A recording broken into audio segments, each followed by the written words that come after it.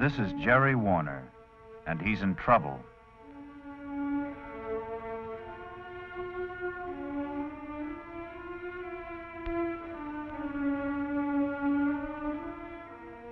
Behind that door, a decision is being made, an important decision that may affect Jerry's whole future.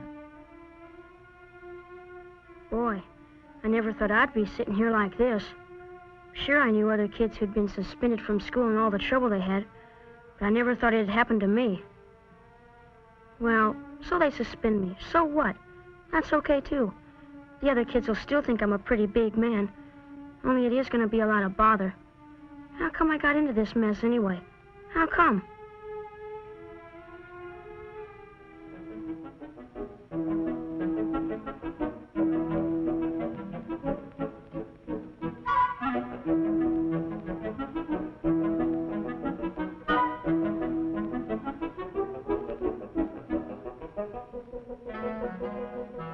Who do they think they are anyway? Just because they're bigger, they think they can tell everybody what to do. Make me feel like a real punk so my friends can laugh at me. What's the difference if I did run? It's a silly rule anyway. And I didn't hurt anybody.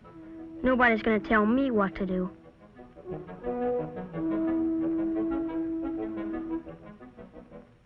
Those two characters made me look pretty silly, all right.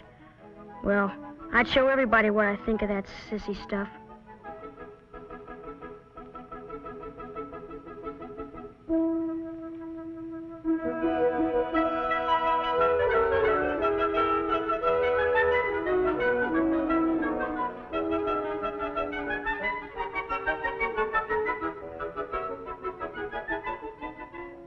Well, it's not hard to make somebody else look silly either.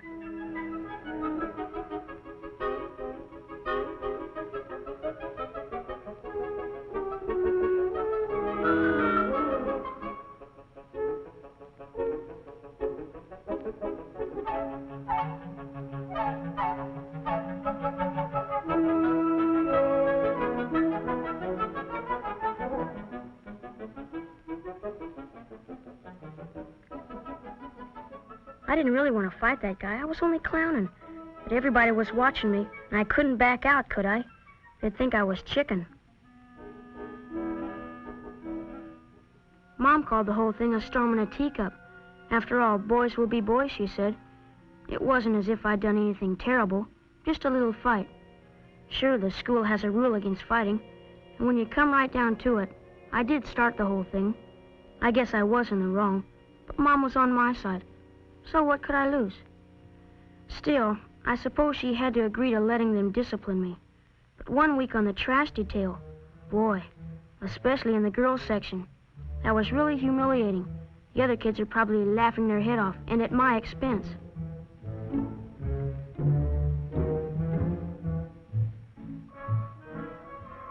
And then another lecture, just because I got an F in a home assignment. Well, so what? It's not the school grades that matter, but whether or not you're popular, isn't it? That's the way to be, somebody rather than nobody. The most important thing, and I'd show them.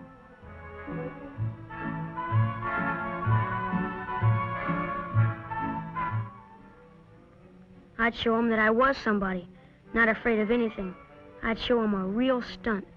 I wanted all of them to look up to me, not to laugh at me.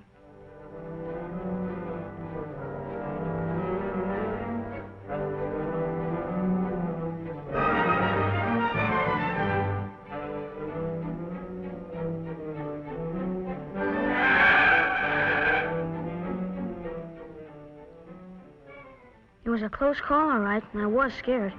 It really was a dumb thing to do. But I had to play it through, didn't I?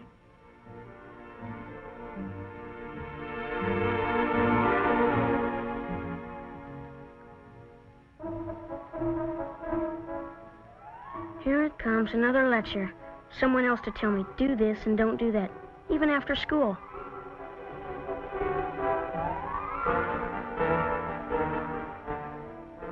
The policeman said that I put myself in danger, as well as setting a bad example.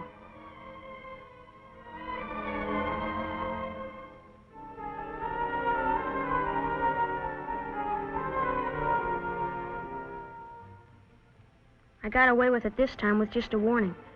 And I was sure the kids were impressed that I wasn't afraid. The kids were impressed, all right. Anyway, some of them were.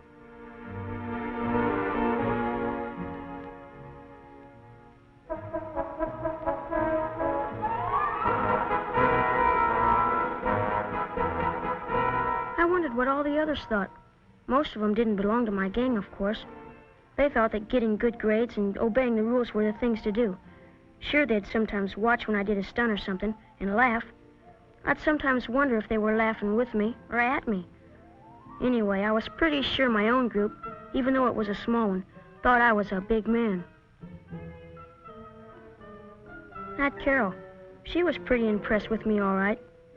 She's okay, only I wonder if she's really the kind of girl I could go for. It may be just that, well, she's always around. She isn't really that good looking either, only kind of flashy, and it's certainly true that she isn't very smart. I guess the teacher was right when he told her that you can't keep your mouth and your mind open at the same time. And Carol certainly does talk a lot in class.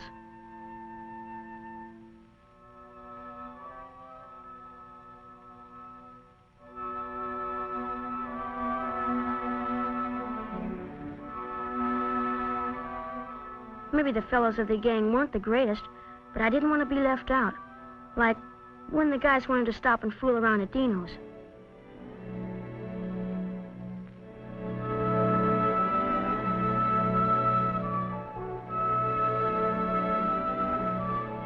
I knew very well that I was supposed to go straight home from school, but I just couldn't refuse. I knew I was doing the wrong thing, but I guess it was more important to be accepted by the guys than anything else. I was very late getting home, all right. Mom was real angry with me. I guess I had it coming. Mom said I was grounded and had to stay home Saturday.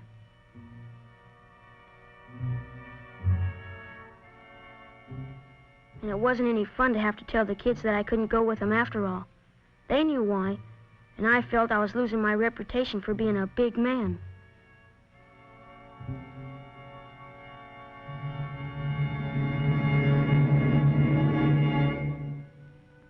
That's when I got my big idea. I really wanted to show them.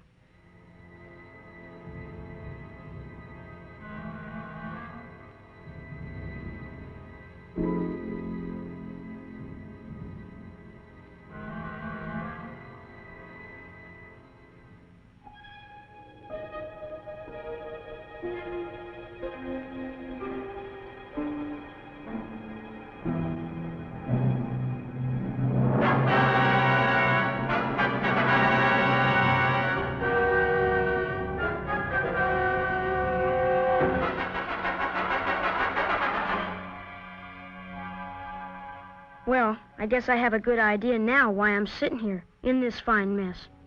It wasn't just the one thing. I'd been wrong in a lot of things. I guess I just wasn't too sure of myself, but I wanted to belong.